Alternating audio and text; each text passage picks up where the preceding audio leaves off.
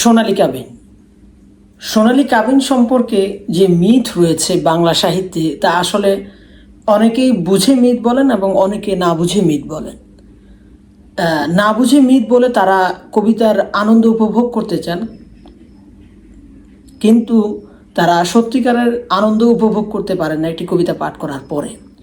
সোনালী কাবিন সম্পর্কে যে মূল্যায়ন, সেটা যদি আল মাহমুদের ভাষায় শুনি, যে আল মাহমুদ বলছেন যে আল মাহমুদ যখন কলকাতায় এটা প্রথম প্রকাশিত হয় সোনালী কাবিনের 14টি সনেট, তিনি দেখছেন যে এক নারী, অর্থাৎ এক কিশোরী, তার বিশ্ববিদ্যালয়ে পড়ুয়া কিশোরী, তার বুক পকেট থেকে সোনালী কাবিনের 14টি সনেটের ছোট্ট একটা বই বের হয়েছিল কলকাতা থেকে, সেটা পড়ে তার প্রেমিকাকে শোনাচ্ছে। তো এটাই আসলে মহৎ কবিতার লক্ষণ, যে আসলে একটা মহৎ কবিতা এরকম যে মানুষের মুখ থেকে মুখে রচে যায়, এবং এটা মানুষ ভাবে, প্রেমিক বা প্রেমিকারা ভাবে যে আসলে এটা তো তাদেরই অভিব্যক্তি। তো এই দৃষ্টিকোণ থেকে আজকে আল মাহমুদের সোনালী কাবিনের সনেটগুলো নিয়ে আজকে আলোচনা শুরু করলাম। তো আজকে প্রথম যে সনেট, সেটা হচ্ছে সনেট 1, সোনার দিনার নেই দেন মোহর চেও না হরিণী, যদি নাও দিতে পারি কাবিনবিহীন হাত দুটে, সোনার দিনার নেই দেন মোহর চেও না হরিণী। অর্থাৎ একজন কবির কাছে সোনার দিনার নেই। আমরা জানি যে আদি মুসলিম মিথে যে যখন হজরত আলী ফাতেমাকে বিয়ে করেছিল, তখন হচ্ছে স্বর্ণ মুদ্রা 10 দিনার স্বর্ণ মুদ্রা নির্দিষ্ট করা হয়েছিল কাবিন হিসেবে, দেন মোহর হিসেবে। তো সেই সময়টাকে উনি স্মরণ করে আল মাহমুদ বলছেন যে সোনার দিনার নেই দেন মোহর চেও না হরিণী, যদি নাও দিতে পারি কাবিনবিহীন হাত দুটে, আত্মবিক্রয়ের স্বর্ণ কোনো কালে সঞ্চয় করেনি। অর্থাৎ এমনভাবে তিনি কবি হিসেবে উপার্জন করেনি যাতে তিনি নিজেকে নিজে বিক্রি করে দিয়েছেন পূর্বপুরুষের মতো। আহত বিক্ষত করে চারদিকে চতুর ভ্রুকুটি, এবং আশেপাশে যে চতুর ভ্রুকুটি বা দৃষ্টি আছে তাকে সে তা কি করে, ক্ষত বিক্ষত করে।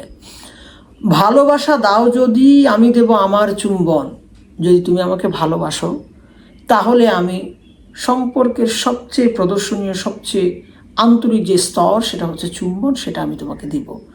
ছলনা জানেনি বলে আর কোনো ব্যবসা শিখিনি। তিনি ছলনা জানেন না, এবং অধিকাংশ ব্যবসায় কোনো কিছুর বিনিময়ে কোনো কিছু উপার্জন করা, এবং তিনি যেহেতু ছলনা জানেন না, এই কারণে তিনি বলছেন যে ছলনা জানেনি বলে কোনো ব্যবসা শিখিনি। দেহ দিলে দেহ পাবে দেহর অধিক মূলধন। মানে তুমি যদি আমার সাথে দৈহিকভাবে অন্তরঙ্গ হও তাহলে সেটাই পাবে, তবে সাথে একটা অতিরিক্ত মূলধন পাবে। অতিরিক্ত মূলধন হচ্ছে পরবর্তী বংশধর। এবং আমার তো নেই সখী যেই পণ্যে অলঙ্কার কিনে। আমার আসলে অলঙ্কার কেনার মতো কিছু নাই। বিবসন হও যদি দেখতে পাবে আমাকে সরল। অর্থাৎ তুমি যদি বিবস্ত্র হও অর্থাৎ বস্ত্রহীন হও, তাহলে তুমি আমাকে একেবারে সরল দেখবে, একেবারে সোজা দেখবে। অর্থাৎ তুমি যদি আমার কাছে কুটিলতা, চতুরতা এবং হচ্ছে যে ন্যাকামি এবং যে হচ্ছে ধূর্ত আচরণ মুক্ত করে আসো, তাহলে তুমি আমাকে সরলই দেখবে। পৌরুষ আবৃত করে জলপাইয়ের পাতাও থাকবে না। অর্থাৎ তিনি বলেন যে বিবি আদম এবং বিবি হাওয়া এবং বাবা আদম যেভাবে একে অপরের জন্য উৎসর্গিত হয়েছিল বেহেশতে, এবং বাবা আদম যেভাবে হাওয়ার কথা চিন্তা না করে যেই গাছের ফল খাওয়ার পর, অর্থাৎ যাকে বলা হয় গন্ধম, খাওয়ার পরে তিনি এই পৃথিবীতে নামতে বাধ্য হন, ঠিক সেই রকম হয়ে যাবেন তিনি, যে পৌরুষের হয়ে যাবেন যার বিশ্বাস এবং হচ্ছে যার প্রেমিকার প্রতি ভালোবাসা নিয়ে কোনো সন্দেহ থাকবে না। তুমি যদি খাও তবে আমাকেও দিও সেই ফল। অর্থাৎ যেই গন্ধম খেয়ে তুমি যদি ধ্বংস হও, তাহলে আমাকেও সেই ফল দিয়ে ধ্বংস হওয়ার জন্য। জ্ঞানে ও অজ্ঞানে দোহে পরস্পরে হব চিরচেনা। অর্থাৎ আমার যদি জ্ঞান থাকে তাহলে তো আমি এটা করতাম না, আমার যদি অজ্ঞান তাহলে আমি সেই ধ্বংস হওয়া ফল আস্বাদন করব। এবং এই অজ্ঞান হওয়ার কারণে প্রেম এবং ভালোবাসা অন্ধ হতে হয়। যদি অন্ধ না হয় তাহলে তা নাকি প্রকৃত প্রেম হয় না। তো উনি বলছেন যে এই যে অন্ধত্ব, এই যে অজ্ঞান, এই অজ্ঞানে তো কিন্তু একে অপরকে ভালোভাবে চিনব। পরাজিত নই নারী, পরাজিত হয় না কবিরা, দারুণ আহত বটে আর তো আজ শিরা উপশিরা।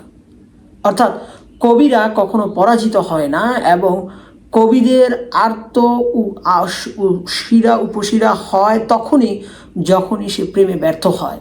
এবং সেই ব্যর্থ হওয়া প্রেমের প্রথম কারণ হতে পারে স্বর্ণপরত, স্বর্ণ অলঙ্কার, দেনমোহর, এবং এ কারণে তিনি এই অর্থবিত্ত, দেনমোহর এবং স্বর্ণমুদ্রা থেকে পরিত্রাণ চেয়ে একটা প্রকৃত প্রেম চাচ্ছেন।